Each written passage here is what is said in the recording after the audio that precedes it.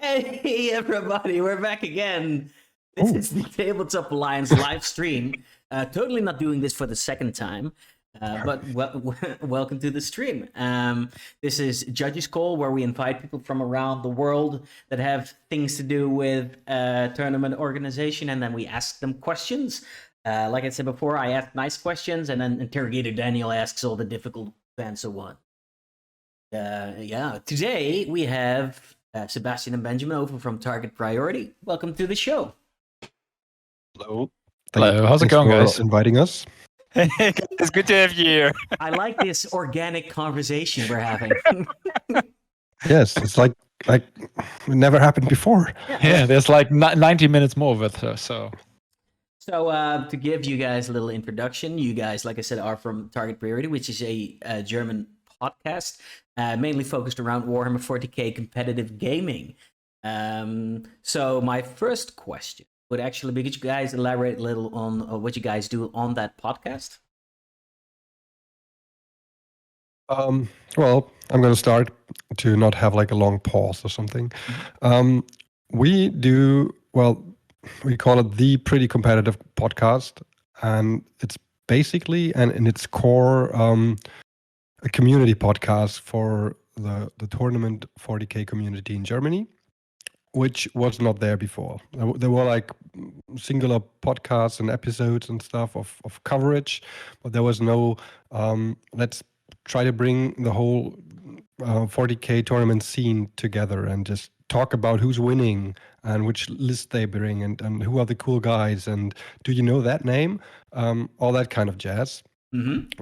Which is still the core, I think, of our work, like giving everybody the fame they deserve, so that people in the south of Germany know the names of who's winning tournaments in Hamburg in the northern parts. So that kind of brings everybody closer together, and that's it was the main focus. And the second big thing is the fine arts kind of thing, like talking about the meta topics, not the meta as in which army is cool, but things that move the tournament scene, which are like pivotal. Like we try to be like controversial, discussing things like between us or with guests, which like how to treat certain things. Do we bring OP stuff to tournaments just because everybody else does? Something like that.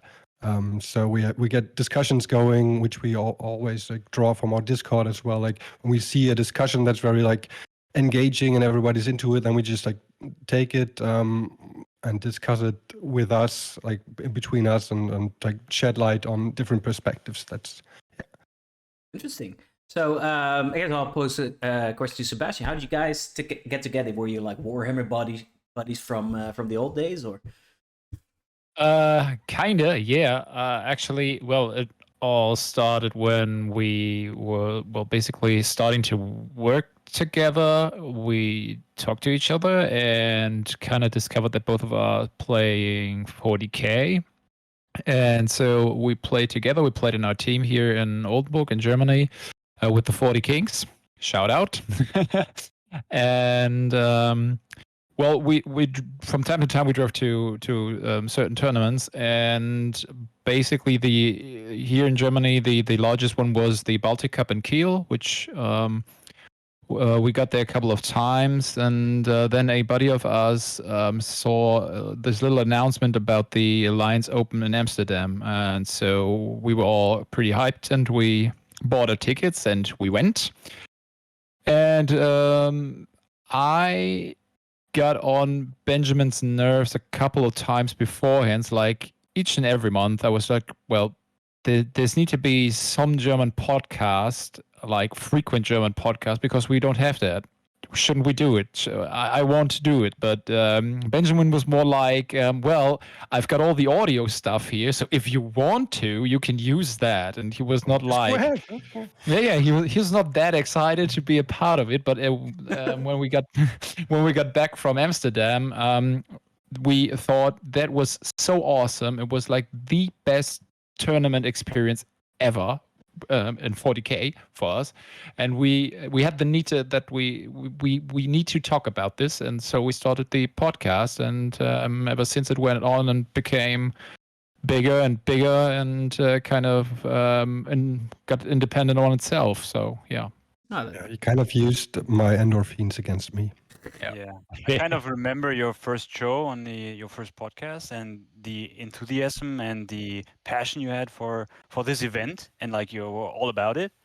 So I can see where that comes from. It was like the last push that made us wanted to. Yeah. We still got that in ourselves. We're still just hot for the hobby. We're still very excited about 40K. We're not dead inside yet. So I think that's an important thing to have, to not actually be dead about the thing you're talking about most. yeah. Something charming about a little rot inside. Yeah. Then we all have a little rotten gas inside. Nerdly. That little nerdle. Nerdly. All right. So I have a question. So Warhammer 40K is pretty much a worldwide game, and the thing I'm wondering about is you're a German-oriented podcast. Did you ever think about of course, being German, then the rest of the world that doesn't speak German won't be able to follow you. So was that like a conscious decision that we're going to stay German instead of being English-based, so they can reach actually a broader audience? Was that we really just want to reach the German audience? Was that a conscious decision? Oh, very conscious decision. Like when we started, there was basically the high tide of English-speaking podcasts of any kind, like Best Infection and Chapter Taxing. All these were a thing at that time. No right? disrespect, but there were more Scottish 40K podcasts than there were German. Yes, exactly. And that was our target audience and niche, doing something for the German 40K scene. Very, very conscious decision. Yeah, because you mentioned that. So in Germany, then the 40K scene was pretty low as well. Then is that correct? I wouldn't say low, but it's very fragmented, I'd say. They are but people were always playing 40K, and they were pretty successful, as you know, with the ETC. Germany won a couple of times the tournament, but basically those guys and those stories stick to themselves. So if you weren't a part of the team, then you wouldn't know who won, why did they win. There was basically no coverage about any tournaments other than this little page where you can see all the tournaments and just have a look on Wednesday to see who won on the weekend, and that was that. So brown and yellow. Yeah, it still is though. All right. Yeah. Right. I think the good metaphor would be that you guys build a bridge between the local metas in Germany, and you just tried to connect everybody. You just gave them your hand and said, "Hey, we're providing this to you," which I really appreciate. And you did a very, very well job with doing that. And I'm very happy that you're in season 3 right now, and keep that thing running and going. Yes. Yeah, well, definitely with you guys on, you definitely see a lot of more activity in online coming from Germany, like people doing their 40K streams or 40K YouTube channels with battle reports and talking more. There's more buzz, more talking about 40K. So I think you actually started some kind of acted like a catalyzer to that extent. Well, maybe it was Corona. I don't know, but certainly, will people thank us for the they saw us, and this was for a couple of channels, and it was basically okay. We just have to start. We have an idea. We know what we wanted to do, but in the end, you just have to start. And for some of those people, yeah, we were like you said, the catalyzer to just get going. Actually, yeah. Oh, we just need some shitty equipment and a bit of spare time. Just that's how it started. That's how you do it. Excellent. Well, all right. So, as this is a Warhammer TO podcast, I'm now going to give you guys over to Interrogator Daniel. He's going to ask you questions. and he demands answers. So without further ado, I do so. I do. so without further ado, away we go, sir. So, as we all know, you guys teamed up with the Tabletop Alliance, as it's called right now, to establish a new quality of event in Germany, which is first year was called the I think it was Northwest Alliance Open, and then now it's Alliance called Open the, Northwest GT, I think. yeah, that was the thank you, complete that name. was the right name, and That's not the right name, but yeah, It was the name at that time. right now it's the Hanseatic Alliance Open, as we all know. Yes. HAO, that's the abbreviation everybody's using, and these three letters stand for high quality provided by the Tabletop ass Alliance. kicking and and- I don't know what the O is for. Oh, I thought you were going to that route if you're saying HAO and then high quality and As Stefan already mentioned, you guys came from podcasting. You're now pretty much last year. You due with the Rona, you had to dip your toes a little bit even more into TOing and judging. So what's more fun? What's more important, podcasting or TOing and judging events? Go for it, Zap. well, for me it's podcasting. I well, let's just say the event is something that we basically dreamt about. We wanted to have an event that was kind of like the Alliance Open that we entered in Amsterdam, that had this like high quality feeling with a lot of people in the same place, in the hotel, getting together afterwards, having a drink, spending that time together, talking, not just playing. It's just not like you gather together, play 3 games, and then everyone's off, but spending a quality weekend together. That was basically the plan. We did some TOing beforehand with small tournaments in Oldenburg, like 18, maximum of 24 people. But that was just like to get, as I said before, to do it. You always need someone that just makes stuff happen. And we wanted to tournament in Oldenburg, so well, okay, then we organize it ourselves. Nobody else would want to do it, so we do it ourselves. And well, this kind of got bigger and bigger to the idea that we want to make this one large event a year, at least once a year. And this idea then started 2 years ago, and apparently it gets bigger itself as well. But we couldn't do it without the help of the Alliance, of course. So shout out to them as well. But it's not our goal to be the TOs of that tournament. We're not, actually. We are co-hosting if you want to, but we're not the real organizers. We do the things we should do and we can do over here in Germany, but all in all, the Alliance is the organization for the tournament. What we provide is, or try to provide, or see as our part in that during the event, is providing a high quality stream of 5, 6 games, whatever, how many rounds we play, in a manner that makes stuff visible, like to more people than just the participants of the tournament. That as well comes from a time like 3 years ago, when tournament streaming became kind of popular and got to a quality where you could watch it and not just like eye cancer things and try, is that Pixel a Space Marine? I don't know. I really don't know.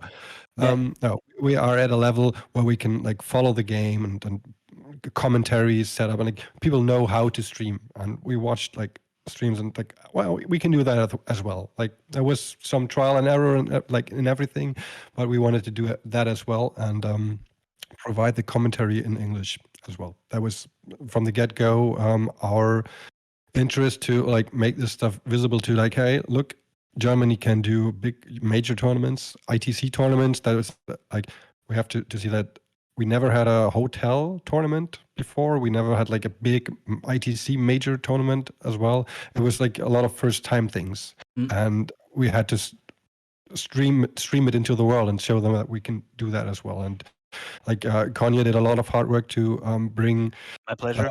a German ITC ranking as well. Like all that stuff like fused together at that time. And so yeah, streaming was provided in English to make people see that, and there was a lot of reception. Suddenly, like the 40K Stat Center talks about a German tournament they never ever did before. It's like, and that's because you get visible. Yeah. Very nice, very nice. And still, podcasting is certainly the major thing that what keeps us going. And this is like a once in a year streaming thing that's a lot of fun. I love it. It makes for a special weekend for us as well, and doing it together with interesting people as well, like with Stefan last year, or people just joining in for a quick interview, like top players just like, oh, you're streaming, like just give a quick interview and stuff. All that jazz it makes for a good experience for us as well. Yeah, I mean, I love TOing or basically organizing a lot of stuff around it, but it all comes up to this one event per year. And it's just a great joy to have this event and to organize this. But all in all, it's a combination. The whole year is podcasting, and there's this one event where everything comes to a maximum, I'd say. So it's just a great thing to have both. I think it feeds very well into each other as well, because you have a podcast that talks about what goes on inside the game, what goes on with players throughout the year, and then it culminates into this event that's coming up, like the big event of the year. And so you keep them engaged, and then there's the final party, which is the tournament, and then you have the live stream. So I think it's a very nice combination to do things. And then last year was such a sorry. Go ahead. Last year had such a huge impact on the. You talk. No. Last year had such a huge impact on the whole meta and basically on everything about 40K, because it was the largest 9th edition single tournament in the world. So crazy. That's exactly as we intended. Yeah. It was planned like that, of course. I mean, if we're Germans, we're popular for foresight. So, yeah. What I was going to say, like the podcast gives us a chance to hype up that tournament like half a year in advance. It's a position that nobody else is in, I guess. Like to be able to make it an event, like talk about it and bring the fire going and stuff. That's very nice to be able to do. I'm very happy that you guys are celebrating your 3rd anniversary today. This year, not today. Today would be a little bit short on notice. So Benny, talking about the event and everything you experienced in the last 2 years, being part of the organization together with the Alliance, what are stuff, if you can like turn the wheels, change some stuff, what are the things you would definitely like to change on the event? That's a very interesting question. Like, if I could design the rooms, I would certainly do it differently. Like with last year, we had 2 big rooms, which have a lot of walking distance in between them, like a lot. So that's like things, like minor things that make for a more pleasant experience, I guess.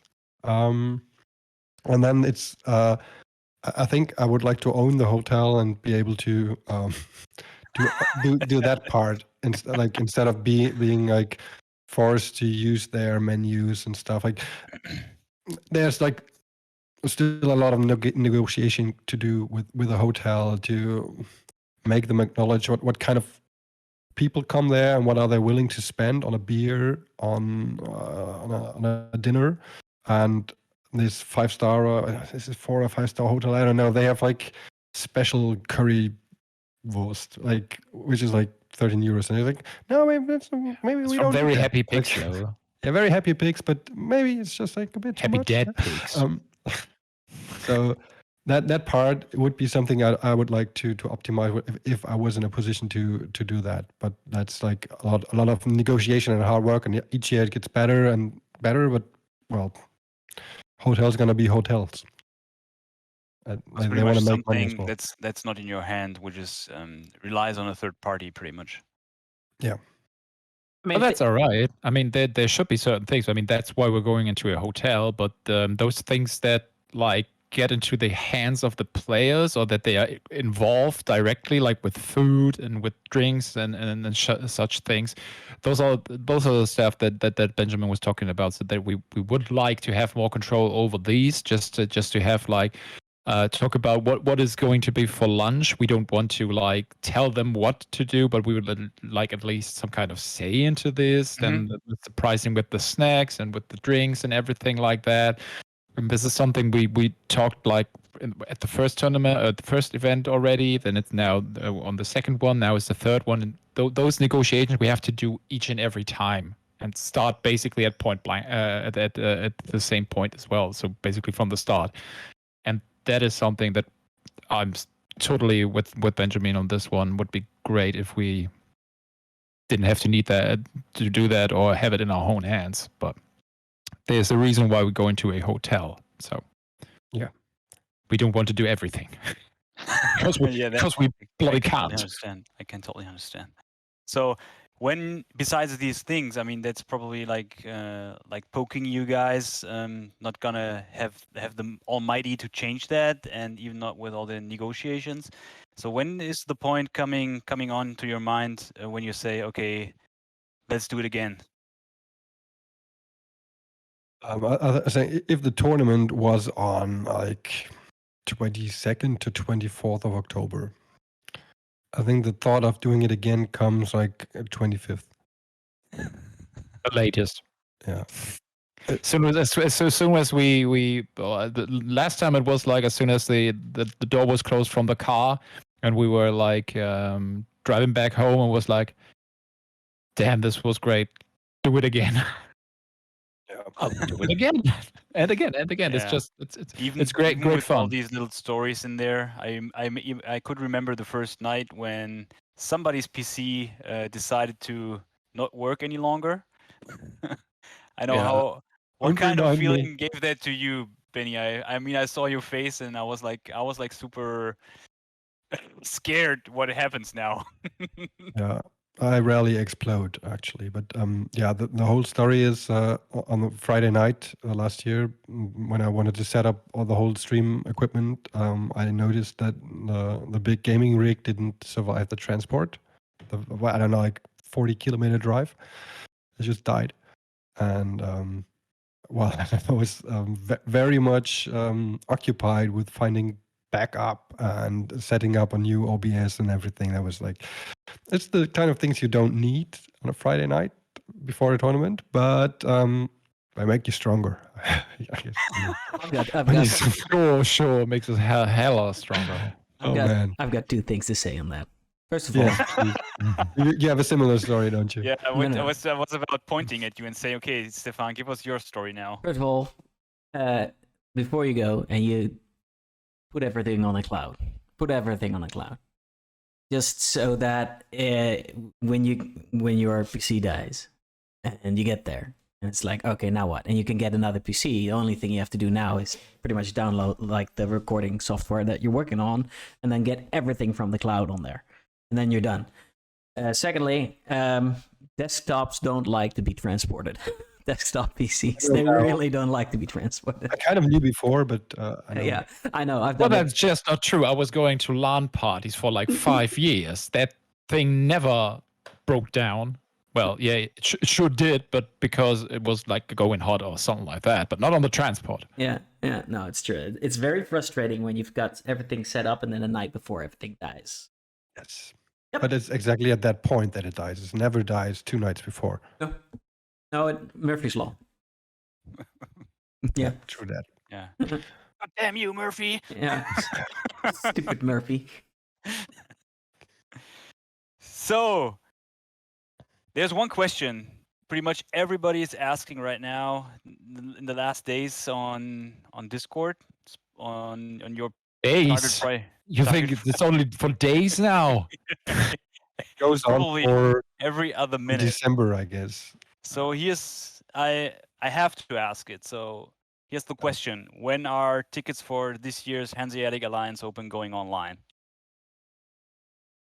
Sale will start on Thursday. This Thursday. Yeah, That's not too far away, isn't it? that's in 2 days, I think. Yeah. The 3rd of June, everyone will have the chance. We don't know the time yet. Probably somewhere in the evening, maybe around 7-ish, 8-ish, something like that. But yeah, then the official sale will start. At this point, I want to say thank you to all our Patreons, because we don't have that much to give to our Patreons other than our love and maybe our body. Well, depends on. Talk about yourself, Or please. both? Yeah. As I was stating before, and Benny is the brain, I'm the pretty face and the body, apparently. And but the our Patreons had the chance Everything. beforehand to get some kind of some early special tickets, not special tickets, but they could buy them beforehand. So they all get their chance, and on 3rd, everyone else will get or have the chance. And let's see how that sales will go. Yeah, let's say as much like we pretty much closed shop last year. Like it was the last real tournament happening, and I've kind of have the feeling it will be the first at least bigger tournament that's happening this year. Like In there's, Germany. like, I think there will be tournaments before, like a couple serious tournaments, but it will be the first like bam, Yeah. 100 plus players. Yeah. And I think people are kind of keen on playing, and it's pretty advisable to maybe think about buying a ticket on Thursday. Yeah, think it will go definitely. fast. Yeah. Yeah, I think yeah. Thursday is a very good pick because it's a holiday in Germany, so everybody will be able to sit in front of his computer. I mean, most of the people, and then click on the button to click the buy button, how often he ever needs, and buy tickets for himself, his friends, and until the key stops working, pretty much. Wait, hold on. Tell me of this German holiday. What is it? Yeah, it is not. He's lying. It's not a German holiday. It's, well, for the ones in the south, we have to work, It's actually. a German holiday down south here. Yeah, not in Germany, down south. What's it called? So sorry for that. Happy Cadaver Day. Yeah, Happy Cadaver. I don't know. It's something religious, something for the Uh-huh. Omnisire. I don't know. I just type it in. It's Corpus Christi. Corpus Christi. Yeah. Yeah. We don't have that here in the Netherlands, but I know of it. Yeah, Yeah, we neither. we Germans close to the Netherlands don't get that either. So Yeah. Maybe that's the the more reason, I don't know. sensible ones. Yeah. Yeah. the So- Dutchies have taken it from us. Yeah. So we're all looking forward for Thursday. I'm Yeah. pretty sure all the times will be announced on the Target Priority Facebook page, in the Discord, on the Alliance Open Facebook page. Sorry, the Tabletop Alliance Facebook no, page. I know. And maybe I heard there's a regular stream Yeah. about from the Tabletop Alliance on Thursday. Maybe there's some more information coming on this way. Yeah, for sure. So Yeah, we've got our so we will see. Tabletop Alliance Warhammer 40k Fight Night going on. So we've got a game lined up. It's actually going to be a cool game. It's going to be at Mac, actually, against Tyranids. So it's going to be a cool game. Tim is going to play Tyranids, our local player. I think a lot of people know Tim, even if you're not local to us. He's a pretty good Tyranid player. And then there's Justin, who's also a very... they're both in the Dutch WTC team, so they're both very capable. Should be very... And we'll definitely tell you guys more about the tickets. So definitely stay tuned for that one. Yeah, just so you know, it's 22nd to 24th of October in Bremen, in Germany. It's going to be 6 games. Friday will be game day, actually. It's in a 4-star hotel. You get lunch twice. You get a nice cozy room if you book it, actually. And you get everything that you know from the Alliance Open. So great tables with great terrain, nice prizes, the lovely faces you'll see here all the time. So it's going to be really great. And the tickets will be for 80 euros. You will get your ticket this year. Yeah. Yeah. And Yes, will you guys be streaming? Yes, of course we will be. Obviously, right. Yeah. And in English, again. Yeah. So, yeah. Bring it out to And- the world. Do it in and English. Awesome. possibly the computer doesn't break down on Friday night because it's a game on Friday because, night. because we will bring it on Thursday. So Yeah. maybe So it will be talking- breaking on Thursday then. Just wrap it Talking in bubble about wrap. Friday, Thanks, just to give the people a heads up for the travel organization. What time around do we do the first round start on Friday? Do you have that time already? No, it's not set in stone, I guess, but let's say about 6 o'clock. That's something okay, so would I think for people aiming being at the hotel at latest around 4, I think that will be Four is safe. very They will- safe. Very they will safe. be on the safe side. Very safe. Yeah. But then they can take a shower, have a stroll. I heard there's a pretty nice parking lot where you can have beer at night.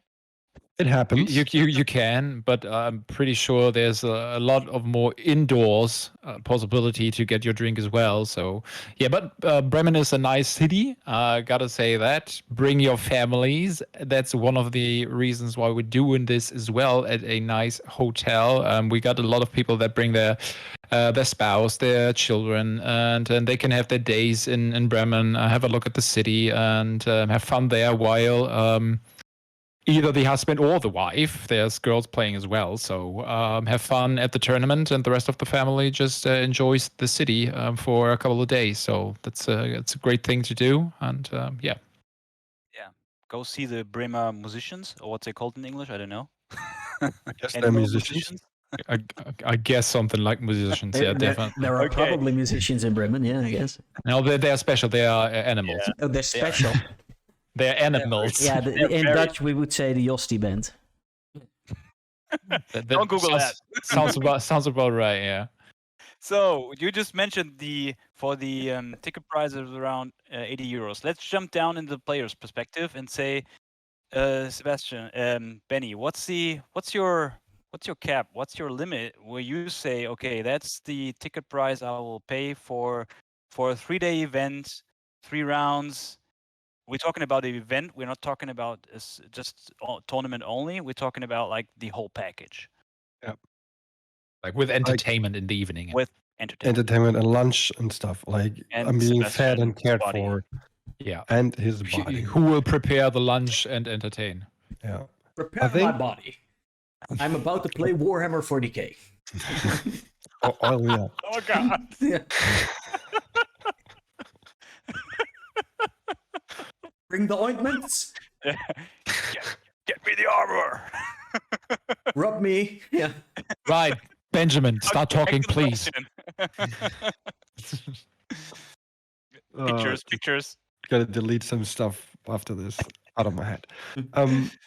So from a player's perspective, I do visit tournaments, and I would visit more high quality premium tournaments if there were more, because that's what I enjoy a lot. Like, because going to a 2 or 3 day tournament is like my mini holidays with my pals, right?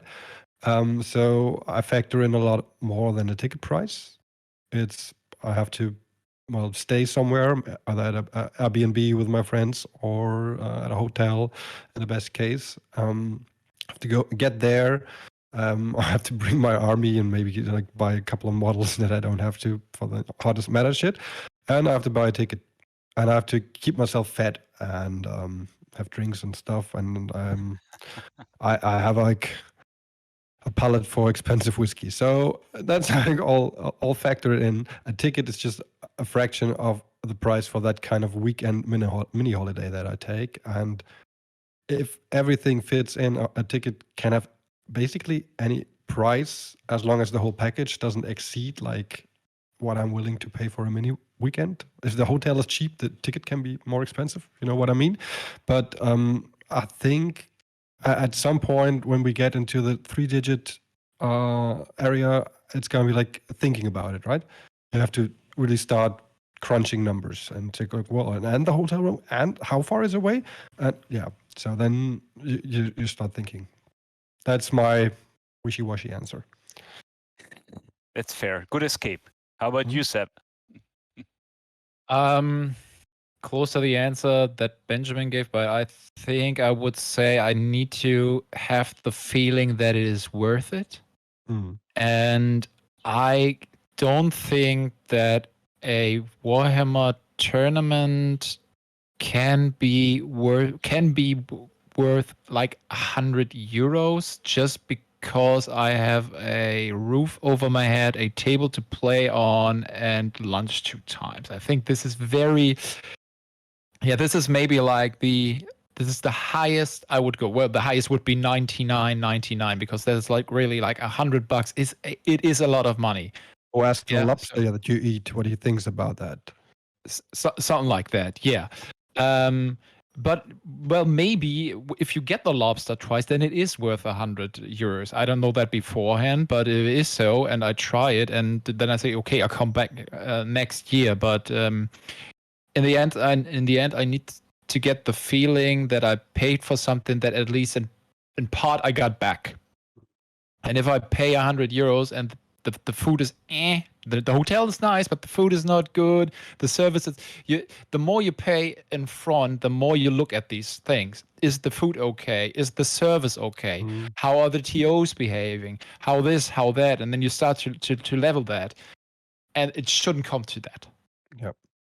Or different perspective on it is let's think about paying 40, 50 euros for a tournament that takes place in a gym.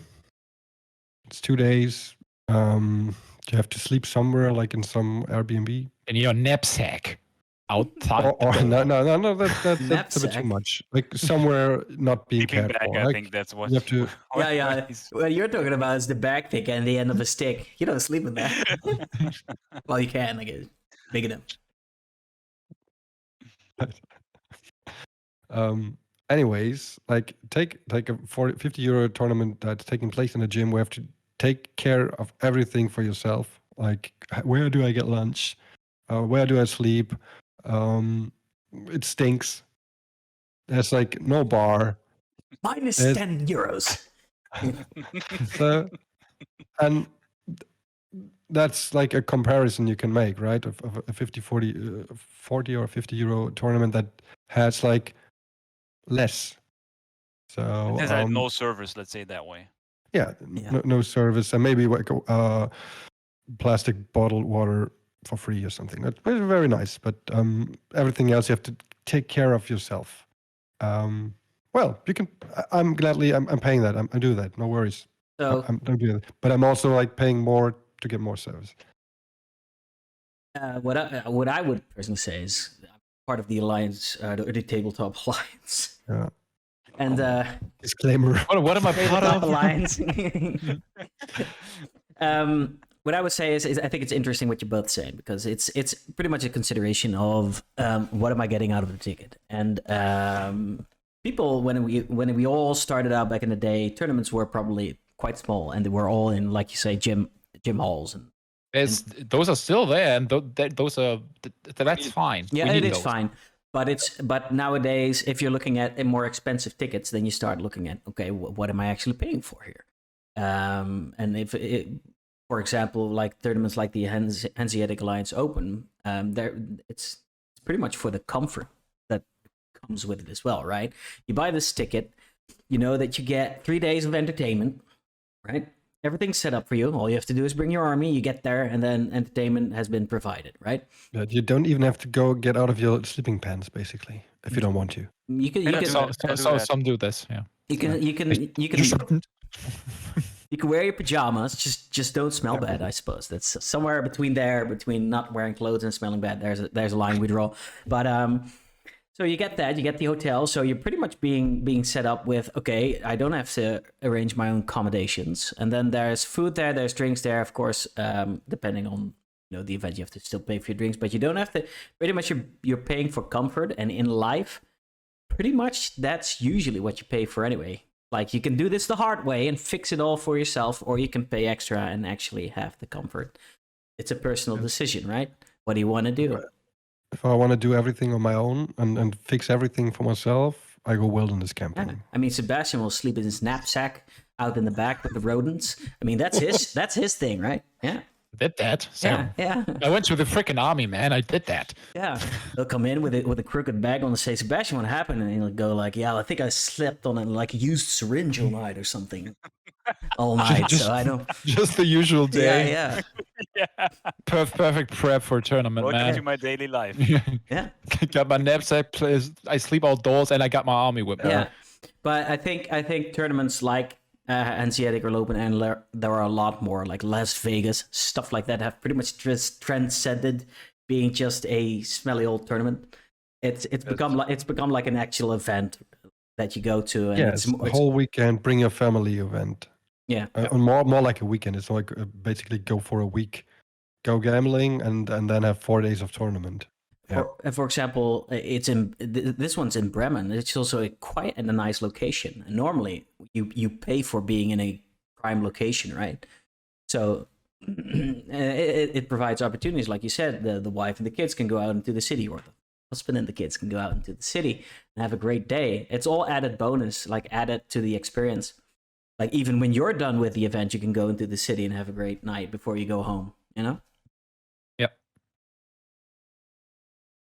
And well, with our event, it is we are pretty international. So it's not only the Dutchies that come over. We had Swedes, Norwegians, Danish people, Polish, whatever. Everything was there, and I think this time there will be some people from the UK, because in October everything should be with the flight schedule. That should work as well. And Bremen's got a Ryanair airport, so. I mean, usually a Ryanair ticket, London, Bremen, London is cheaper than the HAO ticket.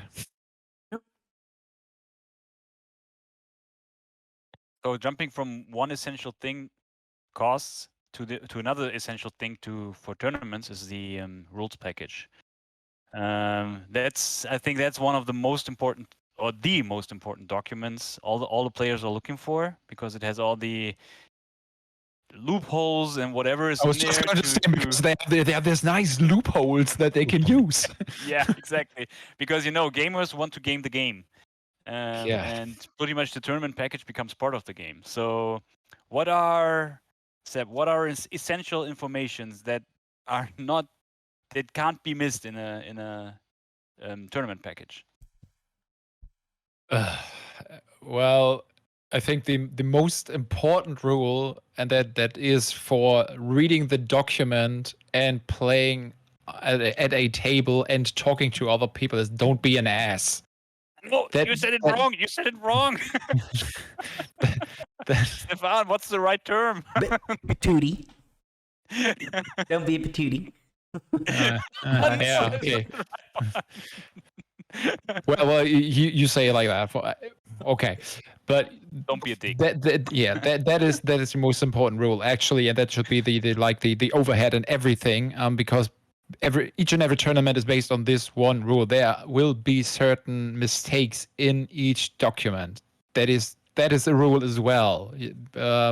If you're writing a rules pack, then you are not only copy pasting stuff from GDubs, which would basically lead to mistakes either way, but you're bringing in your own rules and decisions in as well. And we always scream from the top of our lungs at GDubs and their weird writing, but if you try it yourself and do yourself a rules pack and try to write some rules clarification, then you certainly will know that it is not that easy and there will be mistakes. And what every rules pack needs to provide is, on the one hand, are those basics, like what missions do we have, what missions will be played, maybe a sheet to write all your stuff down, something like that. Then, of course, the rules with the painting and stuff. So all these basic things, and then you usually need to provide things that weren't FAQ'd. And those are the things that will get fishy. So rather going complex or keep it simple, stupid? There's one thing you have to do. It's the most important thing. Like, after don't be an ass. It has to leave the players without questions and not throw up more questions. Like, what am I supposed to do? If your rules pack does that, it's a shitty rules pack, or it could be better. I think it's interesting you mentioned. I'm sorry, did I cut you off? I'm being very rude. Please Yeah, finish. well, it's So- your stream. No, it's my turn not to be a patootie. Please. That's my main point. The other is like complex or simple. We play a complex game, and there has to be a part in the rules pack that provides answers to complex questions that are not covered. Like in the current situation, a rules pack must include: don't play a stupid triple attacks razor blade succubus, razor flail succubus. Don't do it. It's stupid, and rules as intended, it doesn't work. So you have to write that down. Otherwise, people will bring it, and then you have to deal with that, with a lot of feel bad moments. So it's got to be in there. Like there's always current decisions and loopholes that are not covered that you have to cover for. Or you can always say like, well, we're joining the WTC FAQ or ITC FAQ, whatever is the hot shit, and just like we apply those. All questions answered there. We just care for when do we play, how's the painting, yada yada. Right. Yeah, I think with this mindset, I think that's a good approach to create that rules package. Actually, there's a pretty good question in chat from Melvin. He just asked, what about rules packs and new players going into tournaments for the first time? What tips do you have for the first time players, except for not being that guy, of course. So don't be especially he already like puts in brackets the rule. Yeah. Don't be a patootie. I think if you're the new guy at a tournament, it is very hard to be that guy actually, because you will meet a lot of that guys, and they will show you how it is to that be guy. that guy. So no, but for first time, I think it is very important that you're pretty vocal about it, because people tend to be happy to show you how things work. So if you have your first game on a large tournament or on a tournament, either way, and you tell your opponent, well, this is great, but this is my first time at a tournament, you usually get a very positive feedback, and he will play with you in a different way. Let's say it like that. Most of the time, people will be extremely nice to you. They just want to welcome you to the community, actually. So that would be my first tip. Would be very open that, hey, it's my first time, and I would love to learn and get to know people. And it's not only at the games, but with the socializing between the games in the evening. Just show yourself, talk to people. That's what an event is for, and that was possibly you are there for to enjoy as well. So be open about it, and people will be nice to you, because if they are not, then we will have a word with them. And then they're being asses. I do take something interesting from this, from the question, what does or should a rules package include to make it easier for first-time players, basically? And that's an interesting question, because that's a little bit more than your standard issue rules pack. Maybe that's an extra page for, hey, if this is your first tournament, do all the things that Zeb just said. Feel free to engage with other players. And this is how things work, like things that we assume as being normal. Like, how do the pairings come up? Like, how do I know who I play in the next round? How the procedure is. How are the breaks handled? What is if I finish a game early, or if I can finish my game? Like easy answers for things that I'm not sure about. What is with my army? Is this like, oh, this is like some 3rd edition minis that are not like up to date, or I don't know, I have made some proxies, and can I bring those? Like welcoming answers for all those questions that we all had when we played our first tournament. Can I really play this like this? Like if this plasma gun is like broken off at the tip, like can I really play all that stuff? Just answer it like in a separate document, or in the same document in the rules pack in the section. Hey, is this your first tournament? Read this first. Yeah. That would be nice. I think that's a good idea. Actually, a really good idea. I think it's a good idea for anyone to read, even if it's their 10th tournament. Yeah, maybe as well. Yeah. I've done this 100 times. Yeah, wrong always. Yeah. I think it's an interesting thing to do. Actually, we've been Also, talking within the Tabletop Alliance a lot as well. It's like, how do we approach new people to the tournament? Because it can be very daunting to actually play a big tournament if you're new to it. And you're like, okay, I have to now play a tournament. It's my first tournament. I have to play a game like 3 hours normally. I'm not that fast. I'm a little scared, like you said, that my opponent's going to do things and I am not going to follow any of it. And I think a very excellent good tip is just be vocal about it. I think that's the best thing you can do, actually. It's like upfront, game starts. It's like, hey, I'm new. This is actually my first tournament. I don't know everything yet. So, please bear with me if I have to ask something again, or, if maybe you can explain this to me a bit more. Or if I'm just a bit slower. Yeah. It's like, that's good. all is okay if you be expressive about it and just tell people. And there will be first timers at the HAO. We got a couple of mails from people that basically joined the 40K community last year where there were no events. And they only know 40K from, their own collection and from TTS and maybe playing with a friend. And because of our community, they heard of this large event. They want to come to the event and they are asking the question, hey, it's my first time. How is this working, actually? Yeah. So there will be first timers always, and that's a great thing that we don't not only have like people that were going for tournaments for 20 years, but people that are have never been to a tournament. It's great.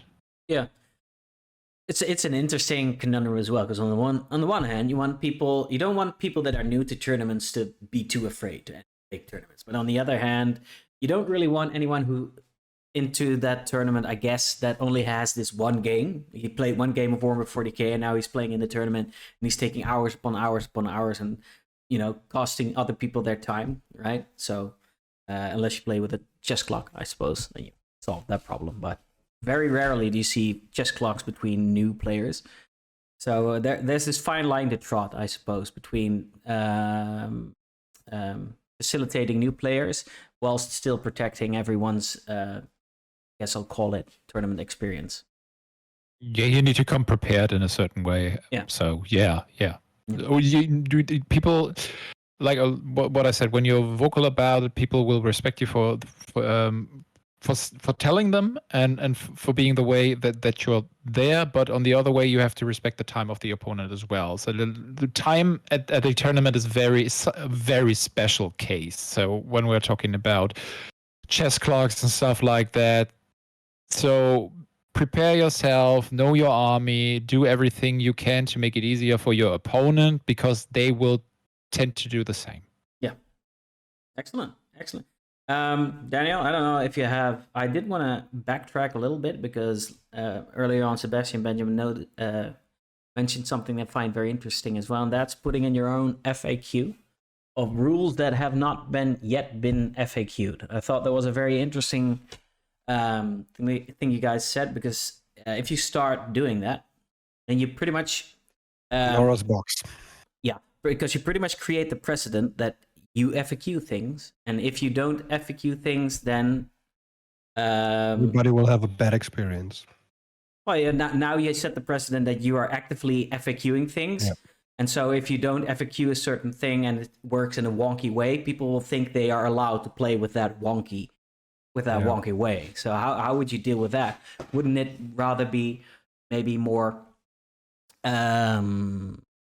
useful to set the precedent of don't be a patootie and you use your common sense? If this sounds like it's not supposed to work that way, ask us first. Maybe that's the way to go. What do you guys? What's your opinion on that? That's hard. Like, there's people that play the game. Ask the hard question, Daniel. I did it. You get your there's badge. people that, You get your badge. play. I sent it. I put it in the mail. Like Daniel said, there's gamers that try to game the game, and it's part of the game for them to get their competitive edge. to quote that, bad thing. Now there will always be people that don't feel bad about it, and they know Warhammer 40k for 20 years, and it's always been like that. Crazy combos, stupid stuff. It was like usual. And that's in people's heads. It's not bad to bring a succubus which puts out 58 attacks because it rules as written, it works. And they will not ask you beforehand because they use their common sense and say, well, this is GW rules. Of course it works. And then at the tournament, you will say to them, well, didn't you think that, like, common sense wise, you are now a patootie? And you're like, no. How come? And that's the reason why I think there is certain things that you have to FAQ. Yeah, but again, then And that has to be like a very specific amount of things. Like there's always dumb things that could be different, but then there's like broken dumb things. Okay. And you have to get those out because that ruins everybody's experience. Nobody wants to play against a 58 attack succubus. Yeah, okay, so Nobody. you're saying the blatantly obvious dumb things you would put in a FAQ. Yes. Even though they're blatantly obvious. Yeah. But I think there's a very, very thin line to do that step because at one point, attendees from the tournament or players who want to game the game, they start like misusing that and start bombarding or ask more frequent questions that are reasonably more obvious to be handled and put the TOs under pressure to say, okay, they have to rule that, they have to rule that. And I think that's a very, very thin line to also to have the understanding in the attendees that they don't do that and to put the TOs under pressure. I mean, at the end, under pressure, Entschuldigung. Sorry. Sorry for German. I think the most important thing is that if everybody has the mindset to be at the event, get entertained, I think that's the most important thing. Even if you're playing on the top table or on the lowest table. The problem is that the definition of entertaining someone is different to everyone. Yeah, that's also. If I get entertained with my 58 succubus, who the hell are you to tell me that it's not entertaining? Stand in my way. That is your issue, not mine. So therein comes the real problem with this. Yeah, it's totally true. It's like different perspectives as always. Everybody has a different point of view. Yeah, luckily, I think even with the big events like the Hanseatic Alliance Open or other events I personally was attending, I haven't realized that we have such a big amount of situations where such things happened. Yeah, but there was like a period of time recently where people ask, or there was a GT in I don't know where, Texas, and Drukhari won. Yeah, but that event played with 10-point Reaver jet bikes. Doesn't matter. So that was like a series of questions that Drukhari won, and did they play with 20-point Reavers? No, with 10 points. So the list doesn't matter to me because it's stupid. It is blatantly false to play that way. But the event didn't FAQ a rules as written stupid thing, and a wrong thing, obviously wrong thing. So nobody is interested in the results of that tournament. Point made. So I think you have to FAQ blatantly obvious faults. There's a thin line, of course, but if we look into our hearts, I think we find those. Look in the minds, not in the hearts. It's a hard thing, really. But they end there where my codex begins. Yeah, your codex is a good takeover because I want to jump over to the new rules, the new AdMech codex that just jumped. There's nothing broken in there, I tell you for a fact. Nothing broken in there. No. I think I'm pretty sure we already talked about like that. There's stratagem. It's broken, but it's not OP. Those are two different things. It's the Wrath of Mars stratagem for the what's it called? Mars Forge World? I think it's Forge. Yeah, Mars. Right thing. So the stratagem says use this stratagem in your shooting phase when a Mars unit is selected to shoot. Until the end of the phase, each time a model in that unit makes an attack, an unmodified wound roll of 6 inflicts 1 mortal wound on the target in addition to any normal damage. In brackets, to a maximum of 6 mortal wounds. So we're thinking with our hearts or our minds, or maybe both. People are already start arguing that the maximum of 6 mortal wounds is kept or is like connected to the models that making the attacks and not to the unit. What's your thoughts about that, Seb? Well, coming back to the FAQ, I would tell, are you freaking kidding me? No, it's to the whole unit. It's not per model. You can read it if you want to, but it is certainly not the way it is intended. I would even argue that the wording is pretty clear because it's its own sentence in brackets. It doesn't have any connection to the word model for me. There's no other rule in the game, I think, that comes close to this one with this wording and is read in that way. So no. I think another way to approach this is people who are arguing that it should probably be per model. They're comparing it to the old Red of War, where of course there's no cap on these things, and now you can put out like what, 15 mortal wounds on average. Was that stuff? Now this is no one played that. true, but you could, right? And now they're saying now it's only 6. Surely this is not the case. However, I would argue it's 2 CP. Look at other stratagems that deal. It can be 1 actually. Yeah, it depends on the power level of the unit. It's true. Compare this to other stratagems that deal mortal wounds. Usually it's a 1 CP. For example, Kraken Bolt or whatever, or Crack Storm missile thingy. You pay CP and then you fire a single weapon and it deals D3 mortal wound. Right? So that's a 1 CP stratagem. So now all of a sudden, if you pay 2 CP to deal 6 flat mortal wounds, because pretty much if you have a full unit of bots, you're probably going to deal 6 mortal wounds, is all of a sudden not a whole lot to pay, I would say. So that's the way I would look at it. If I were to go beyond looking at the raw, because the raw, it just says the cap is 6. So there's no... Yeah. But that's hard. Yeah, I think that's pretty... I think, sure, you can think about this way, but on the other hand, there are certain models that dish out an extreme amount of mortal wounds without even pay CP for it.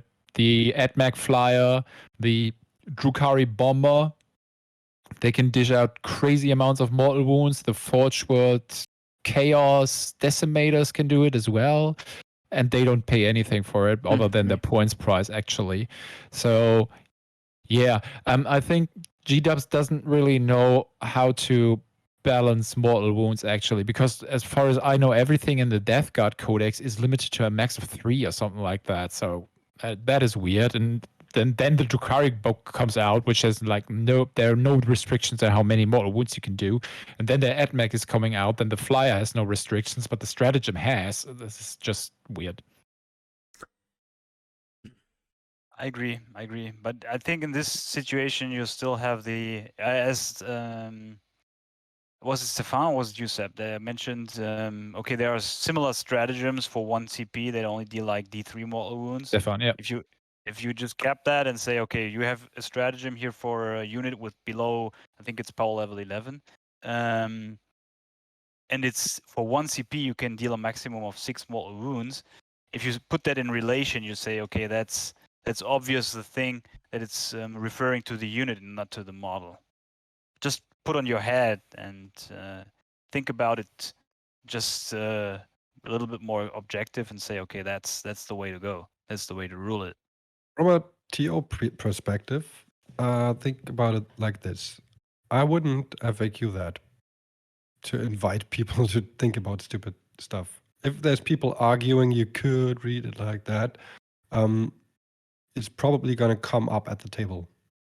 Like if I'm somebody plays AdMac against me and he's like, well, and now I'm doing 24 mortal wounds with my 4 Ducker bots here. For 1 CP. Isn't that limited to 6? I know it's like, then I'm going to call a judge. Yeah. And the judge is going to say, oh, AdMac player, you're trying to be an ass. It's pretty obvious that. But I built my whole list around it. That's why I'm here. And then you should have asked before, I guess. But or you should have FAQ'd it beforehand so he doesn't put out a list like that. I think there's a difference between. That's interesting because I said the exact opposite. But There's a difference between that stupid succubus which who everybody plays. It's a thing. 24 mortal wound Decabots is not a thing yet. I think. It will not be a And thing. it will never be. It may be that guy. And I think you don't need to FAQ a thing just for that guy. That will come up at the table, and a judge can handle that at the table, I guess. I don't know. But I think. Because then you're bloating your FAQ, which you don't want to, because then it's not readable anymore. Yeah, and maybe it's one of these situations. I get what you're thinking about this. It's kind of these situations that we always have at least once per tournament where someone is dishing something fishy in their list or in their minds and not telling anyone about it because they found something really, really cool that apparently no other person on Earth found before, and takes that and brings it to a tournament only to get the answer, yeah, well, no, that's bullshit. So we always have that, and I think this would be that case as well. Agree. Yeah, I think taking over from our last episode from Neil, I think it's very important to encourage players and attendees that calling a judge if you're feeling like uncomfortable in a situation is not like you're not get marked as this guy who called the judge. It's like more a judge is there at the event to help you and to clear situations. And so if you're not sure what your opponent is doing with you, or you feel like unsure, just call a judge and ask for help. Yeah, they're there for a reason. Yes, and they're not there to like judge is a hard word, right? It's a word that it is. is associated with punishment. But in the first place, 40k judges are facilitators of the game. They are there to help two players that create a game state where they're no longer sure which way to continue. They are a third party that helps to facilitate to go on playing in a way that all players agree to. That's the first function of a judge, isn't it? It's not punishment of yellow cards and stuff. No. That's like, well, the last resort if there's that guy. But usually it's just like a situation where we don't know how to go on. And then we call a judge because maybe there's the rules of interpretation or like a positioning question where we don't know, can he move around that corner and trap me or not? And then before we move any models, we call a judge just to be clear, have a clear situation. And that's just facilitation. It's not judging. It's making the game easier for everybody. Agree. So before I go to my last question about rules, I want to jump a little bit back on the streaming stuff. So let's imagine, because we had this situation in the States a couple of weeks ago. Let's imagine you catch a situation on StreamSap, Benny. I keep mixing up your names. I don't know why. I don't know why either. It's not like we're twins. It's not like you don't know us for a couple of years now. You're both white. Come on, give me a break. Get your shit together, man. It's probably because you're on different windows on Twitch than you are on Discord. That's why. So you catch somebody, Benny. You catch somebody on stream while commentating a game that he's doing a mistake, obviously, or on purpose or not. You don't know. That is changing the game state pretty significantly. What do you do with that? That's a very interesting question because it comes up all the time. And between last year's Hanseatic Alliance Open stream and today, we had a chance of immense data availability because we watched so many streamed games on Tabletop Simulator, or I did, where there was a culture established of even just regular spectators, if they notice obvious wrong plays, could ask the players if they allowed to speak, if they allow me as a spectator to speak up, ask a question, or maybe tell me tell them what I noticed. And they can, just go ahead and tell us. And it was like, oh, yeah, you're right. It's we played this wrong. We go on the other way. Or they can say, no, it's a bad situation right now. We just want to go on. Then the player that would be in a disadvantage could call a judge. Because a spectator thinks there's something wrong, I'm at a disadvantage, I might call a judge. So it was a good culture of assisted playing. Just like get the rules right, or like in a lot of cases, and I think that was good, and I think that stream games can benefit from that. Okay. Just like I wouldn't be an active judge as a stream commentator. I think that's, let's- that's let's- wrong because but- we're media producers in that situation, right? We're trying to produce content. That's Mhm. the main thing here. But if I'm a tournament player as well, if I notice something, I might just off mic, like when nobody knows anything, ask the player, hey, do you think like that went right? And then they can like agree or not agree to handle it like that, or we can call a judge and clear the situation. I think that's maybe the right way of doing it. Not me being a streamer and a judge. I think that's wrong because you're in too many This is a roles. spectator. Yeah, just I'm a spectator in that instance, and I could like give my input and they can agree to that, or we can call a judge and they can clear the situation.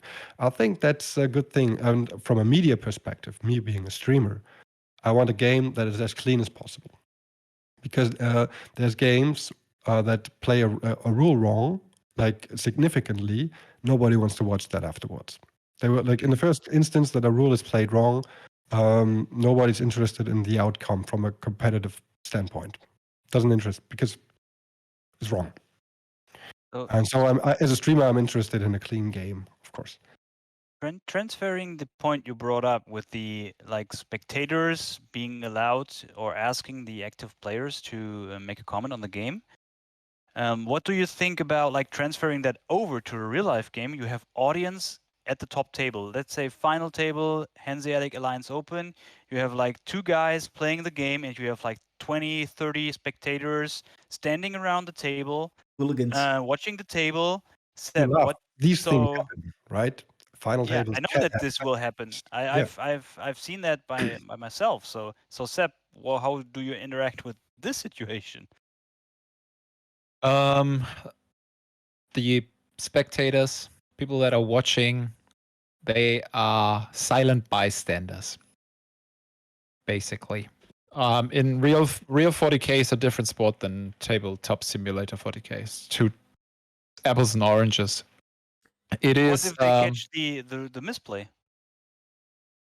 They can get. Well, usually, if you're at the top table, most of the time there will be a judge, and they can touch the judge, tell him what they saw, and then he can have a word with them. But there's no.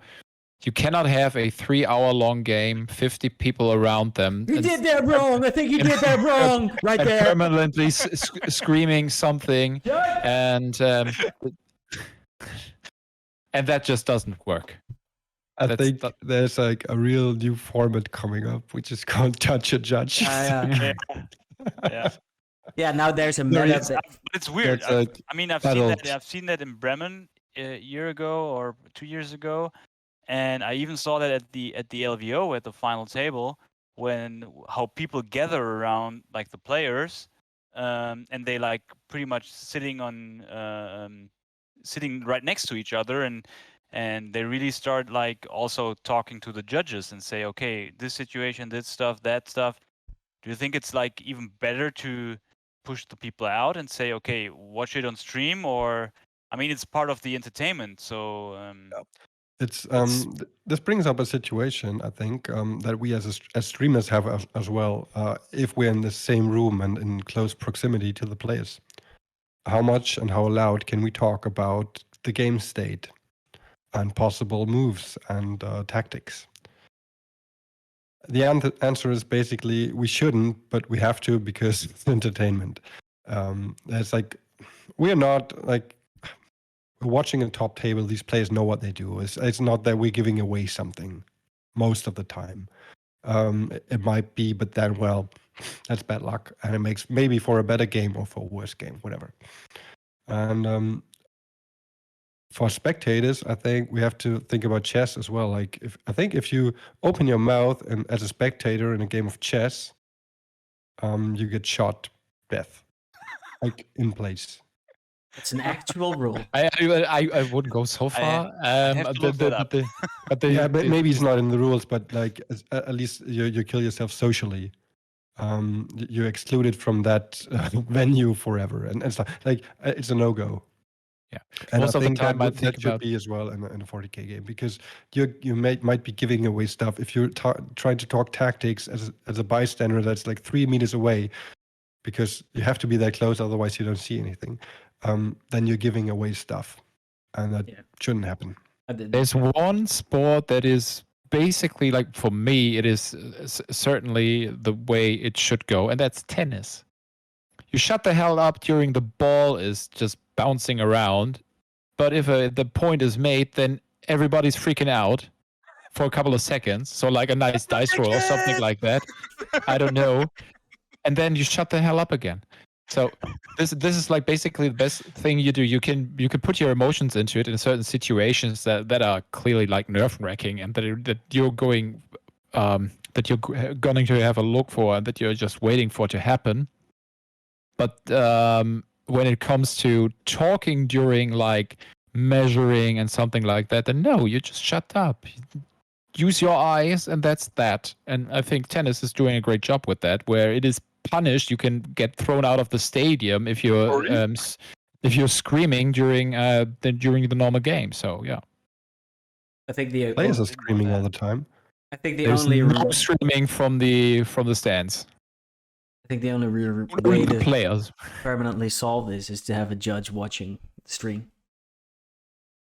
All the In time. the best of circumstances, yes. All the time. If you have a top table and it's being streamed, like it's what better point of view do you want as a judge, right? Because now so many tournaments are being streamed, everybody's watching, and like you said, if there's a result from the tournament, somebody wins, but he made like 2 crucial mistakes, but they weren't caught. Everybody's like, yeah, he doesn't deserve the win. And there's this big controversy, and then it creates like a bad atmosphere, and then it's like a snowball effect for the next tournament as well. So I think the only real way to solve this going into the future is if your event's being streamed, the top table, have a judge just allocated to sit there, watch the stream, and So it's not just touch a judge; it's also rent a judge. It could be a remote judge as well. Like you could have Neil Kerr sitting on your top table. Yeah, for example. Just pay that man. Because now you've taken it away from the streamers. Don't have to worry about catching a mistake, and then am I going to tell the judge this? Am I going to tell the people this? Because no, I don't have to worry about this because there's a guy sitting next to me who's watching this as well, and he'll intervene. Okie doke. So last question from the interrogation part. You did pretty good so far, guys. It was a friendly Stefan, conversation. Could you throw up the? Could you throw up the? Daniel, the thingy. I'm supposed to yeah, throw yeah. up Talking now? about you Yeah. were looking at the rules question. You were looking at the relic, the Tome of Malkador from the Space Marine Codex. Can you throw that on screen? Oh, here it comes. So we have the question is, does, for example, a Blood Angels Librarian, could be a Dark Angels Librarian as well, with the Tome of Malkador relic has access to 2 different psychic disciplines. I will read out the Tome of Malkador. Tome of Malkador says, Librarian model only. The bearer knows 1 additional psychic power from any discipline it has access to. As an example, we picked the discipline here from the Blood Angels Codex, from the Sanguinary disciplines. Psycho models in Blood Angels detachments can know all of their psychic powers from the Sanguinary discipline instead of Librarius or the Obscuration discipline. So the question pretty much is, the Tome of Malkador allows you to pick a psychic discipline from a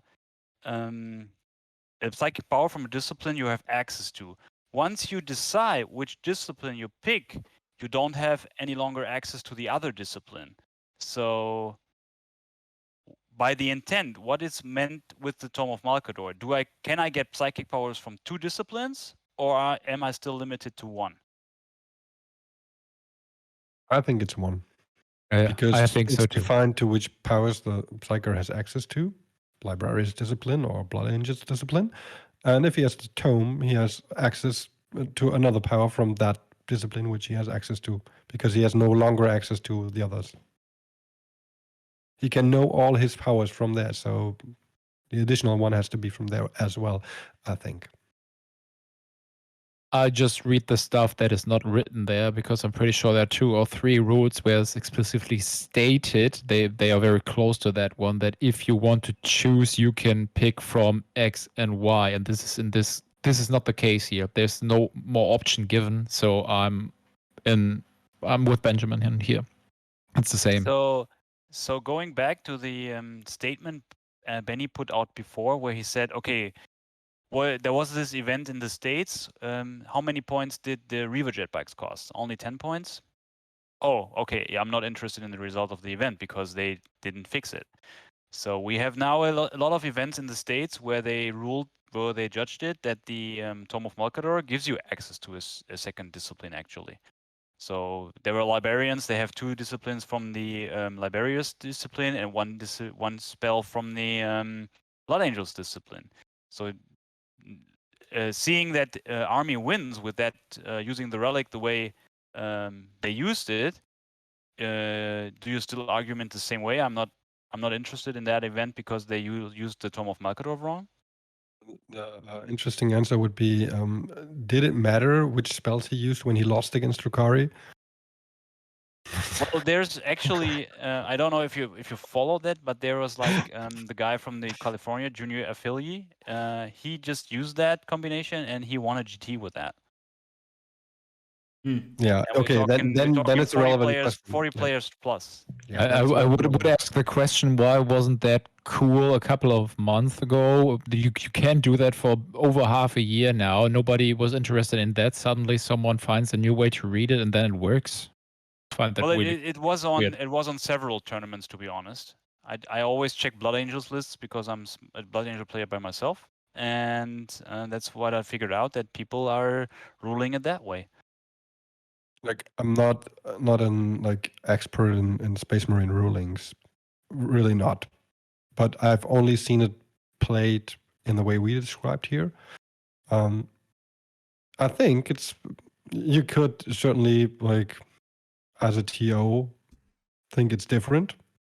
If you don't have an FAQ, you as a judge are in a shitty position to decide that on the spot. So it's maybe helpful to have that in an FAQ. I don't know if that's in the WTC FAQ. I would always like I don't know either. recommend to just like for the general bloaty questions, just refer to to one FAQ that's there and acknowledge. It's not a perfect FAQ, but it's there, so you don't have to deal with each and every single like rules interaction, like how do vehicles in ruins behave and stuff. There's an answer to that. Refer to that. I think that's that kind of question. It's not we have to hot fix a blatantly wrong thing that has just come up and there's no fix from GW yet. That's a rule that's in place for a long time and you could read it different ways. And somehow, somebody has already said, well, let's play it like this, and everybody agrees to it. And there will be an FAQ somewhere that says that. Just refer to that. Agree. Don't be a dick. Don't be a patootie. Yeah. Okay, how do we spell that? Can you put that in the chat, please, Stefan? Patootie. I think there will be a shirt soon. It's an actual word, guys. Patootie. Yeah, of course. Patootie. Once you spell it, I can research it. Yeah. Research the origins of patootie. Next stream, we dive deep. Let's not. We dive deep into patootie. Okay, so that's it from the interrogation part. Yeah. As Stefan always said. So yeah, you've been interrogated. Dun, dun. I need to make like a jingle, like Daniel's jingle. Da da da da. That 3 victory points is that, right? Yeah. Until the end of the stream. Yeah. Excellent. Okay, yeah. So, guys, well, Well, actually, we did great on time. It's exactly 1.5 hours into the stream. Great stream, guys. Thanks for having you guys on. Before we finish the show, is there anything you would like to shout out? Say, sing? I don't want to say no. Oh. Thank you for having us here. It was a pleasure, as usual, talking to you guys. We are hyped for the Hanseatic Alliance Open. Really looking forward to see you guys over there. Everyone, just remember you guys on Thursday. The ticket sale will begin. Be quick. It might sell out rather quickly because a lot of people are just dying for a good tournament. I think we have a pretty good event coming, I'd say. And in these circumstances, thank you to all our Patreons. Thank you to all our listeners. Thank you to all the people that are on our Discord channel, playing games, talking about 40K, and being the great community that it is now in Germany. Thanks to all you guys. And that would be my shout outs. Just basically thanking everyone and my parents. Yeah, sure. Yeah. I like to add somebody, and that's like specifically all those people that kept the community alive during these dark month, almost a year. That's like, I think for a lot of people, really keeping their stuff going, even if it was just digitally, that helped me, helped a lot of other people. Thank you to that. You know who you are. All right. You know who you are. Oh, Find you. Yeah. I'll find you and thank you in person. All right. Well, everybody, thanks for watching. Like Seb said, Thursday, the tickets for the Hanseatic Alliance Open are going live. Check out our stream. We're going to stream a great game, but also it'll be your chance to buy a ticket and boast about it on the stream. It'll be fun. If you have a ticket, it will be fun. Yeah, if you have one, yeah. So tickets are obviously being sold at the alliancearmory.net is where you buy them. Now you're giving away tickets as well, right? Sebastian, or am I spoiling something? Well, we already gave one, because he will be in charge of the Saturday night event, which we will have, which will be a pub quiz. That is Lim. He won the ticket fair and square. And I would want to say that Daniel got a ticket himself as well, but this wasn't really a present. It's his ticket from last year. Sorry, man. It's all good. It's all good. I really enjoyed last year, as you all know. That was a And great really event. Yeah. to participate by my own this year. Basically, this ticket that you have from last year, enormous financial growth, right? Exactly. Yeah, I should invest in that. Yeah, More worth than GW stocks, I heard. I think so as well. Yeah. flip it on the internet. Yes. All right, excellent. Then, as a final note, guys, this is going to be uploaded on our YouTube/Alliance Open if you want to re-watch or re-listen to the stream. We've got lots of fun stuff over there as well. Pretty much anything we do on Twitch is being uploaded in there for your reviewing pleasure. We've got our Alliance Open Discord, great community, lots to do, lots of fun. And with that being said, thank you, Sebastian and Benjamin, for being in the show. Thank you, Daniel, for being my lovely co-host as usual. Thank you, me. Sometimes it's nice to thank yourself. Yeah. Thanks, Stefan. Yeah. Thank you, Stefan. Yeah. You did well, Stefan. Yes. And see you guys next time. See you guys Thursday. Have a great evening. Stay safe, stay healthy, and stay wargaming. Cheers. Bye-bye.